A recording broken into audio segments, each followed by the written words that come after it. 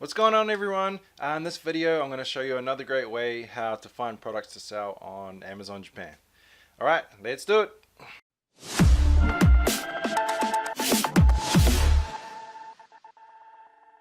Okay, so if you watched the previous video I put out, I was talking about a website called Sellersprite.com. Alright, so this is, in my opinion, the best tool out there to be using for Amazon Japan research. So the strategy I'm going to be talking about today is by going via keyword research, okay, and looking at search volumes and things like that. So instead of looking at a specific criteria, as I spoke about in the previous video, just think about your own personal interests and maybe like your own hobbies or your sports, or maybe if you're a mother, maybe you're into like babies and things like that. Something that you know a bit about, right? And then you can kind of, you have a good idea of what people buy, what kind of products that people buy, right? So and for example, like in .com, the sales are a lot more bigger. So then you can dive down so deep from like niche to like sub niche and like, even further down like that. But in Japan, when you start getting further deeper down like that, the sales really dry up really quick. But if you can find a niche and then find a sub niche within that niche and become the top seller, that can be a really good place to be at. Okay, so so for in this example, for example, I always tend to stick with sports. So I like rugby. So let's start off by looking at maybe what rugby products could be out there to sell. Right. So come on to good old Google Translate. Oh, hold on, that's in Chinese. Where's Japanese? Where are we? Okay. All right. So this is the Japanese word for rugby. Put it in here. Okay, change that to Japan. Alright, okay, so now you can see here it's got like the search trends and monthly search volume, how many results, and then also it says approximately how many sales they're making per month, or around about 100 per month under the keyword rugby, okay?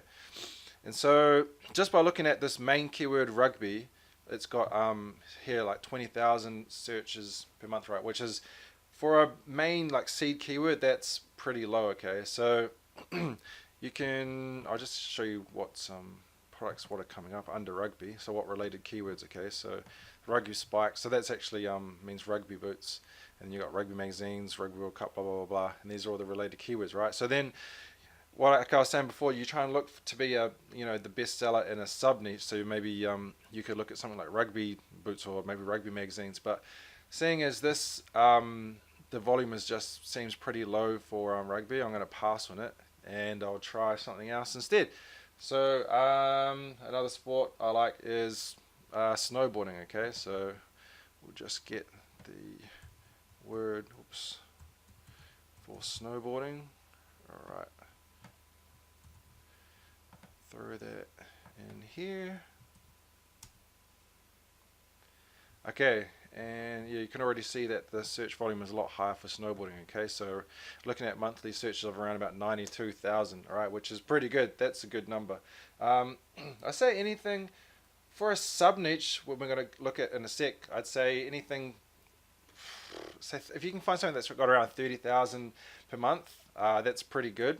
And then so yeah, obviously for the main keyword, if you can find something that's up around near 100,000, something like that, to work down from, that's a pretty good indication that there's quite a lot of searches going on. So and obviously snowboarding is going to be a very what do you call it, seasonal product. They're mainly going to be in the winter, so you can quickly kind of justify that or have a check by looking at the trend graph, and as you can see, yeah, they've got these big waves coming in around the winter time. So but we'll just use this as an example for this video. Alright, so next so now that we're happy with this niche, we want to look at a sub niche from snowboarding. Okay, so let's see what else is available. So I just change this to English, make it a bit easier to read. So we've got like snowboard wear, snowboard goggles, snowboard case, and then we're looking over on the side here at how much search volume we've got for these sub niches. Right, and so these are really good numbers, like 20,000, 30,000, even 10,000 is not too bad to start taking a look at. Alright, so then we've got gloves, deck pad, and then so with this particular niche, like snowboarding can be pretty I know a lot of customers are very brand loyal to, like, I don't know, like Burton or Volcom or whatever. But so maybe snowboard wear might be, there might be a lot of branded stuff. So I'm just thinking to stay away from maybe snowboard wear for the time being. Maybe even goggles too. I don't know. I can't. I'll look. How about this? So this sounds pretty good. Okay, so snowboard deck pads. So for those of you who don't know what deck pads are, I think New Zealand we call them stomp pads. It's a little, like a pad that you put on your board, so when you've got your boot off, when you're going on and off the lifts, you can easily take your foot in and out to kind of stabilize yourself. So I'll just take, if you click it on this, see if there's any other words coming up under snowboard deck pad as well. Alright, so that's a good, okay, so we've got two more coming up under here as well that are pretty related, which is good. I'll just have a look. So it's got the same deck pad snowboard and snowboard deck pad. One other thing to know for those of you who don't understand Japanese, okay, Japanese, they have 3 different alphabets in the Japanese language, okay, there's hiragana, katakana, and what is it, kanji, okay, and then really you've even got romaji as well, which is like the alpha, like English alphabet as well. So there's kind of like 4.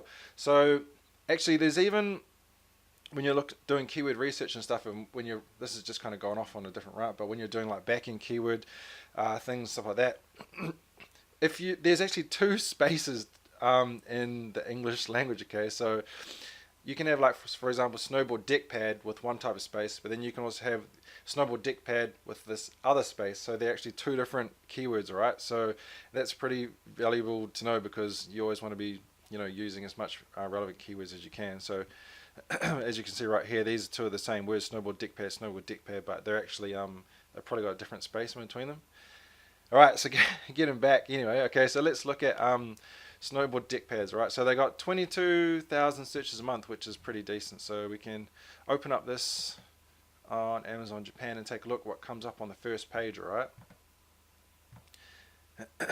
All right, let's take a look. So this is the Amazon's choice. It's got only got 24 reviews. This one's, that's a sponsored product one. We come down here to the first line. See, look, they've only got 24, 25, 25, 8. This one's only got 3.5 stars, you know. 8. See, look, you can see that the reviews are so low on these products, and actually the quality, like for this one's only got 3.5 stars as well, which is pretty low. So the thing is, and this is, you know, these ones are all Burton, but Intoxication, I don't know if that's a big brand or not, but I've never heard of it before. So if you can find a cool deck pad that's a like pretty awesome design, you think it's pretty unique, and you think people would like it, buy like a test batch of like 50 units or something like that.